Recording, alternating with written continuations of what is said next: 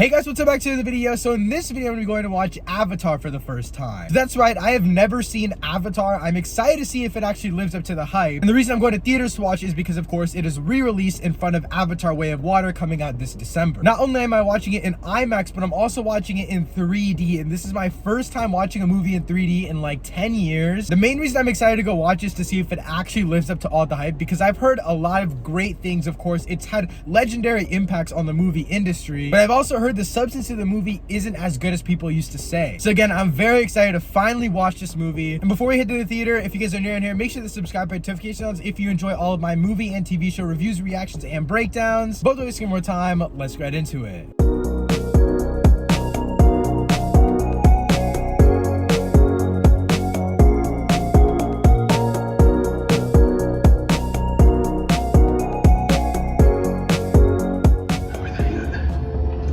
Yeah, we're there, sunshine.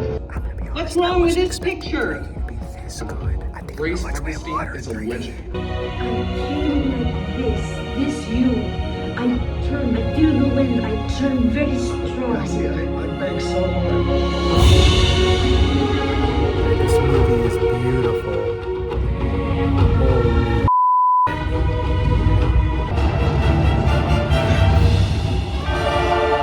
Holy oh shit.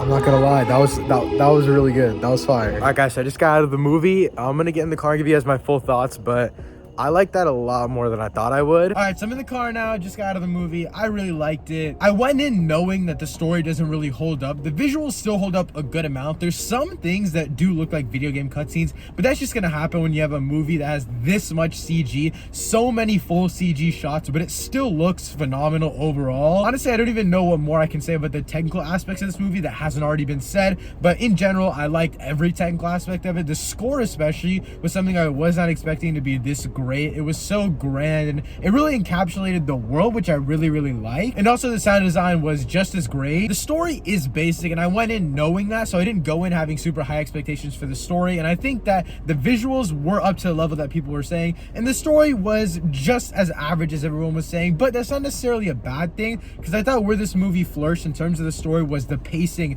and the way that they played out these super big events. They're basically playing out a war from start to finish, and I really liked the way that they did it. And also Jack's character and the way that he slowly gets acclimated to this world, Pandora, and just the lore behind Pandora itself makes the story so much better. I think what's interesting about this story is how they played out. Again, this all goes back to the pacing, but the way that in the very beginning, though it is kind of slow, I like that we're more getting used to the real world, and then as the second act progresses, we get more invested into Pandora and the lore behind this world. And I think the way that they cut back and forth between these two worlds and giving us information about both worlds and honestly both intentions, it's just, there's a lot happening. This is a 2-hour and 45-minute movie. It's long as hell, but I'm gonna be honest, it's one of the few movies I would say deserves to be almost 3 hours long, because there is so much packed in here. And I will easily watch Avatar Way of Water for 3 hours straight, because this world is super interesting. But I am kind of worried for Way of Water after watching this movie,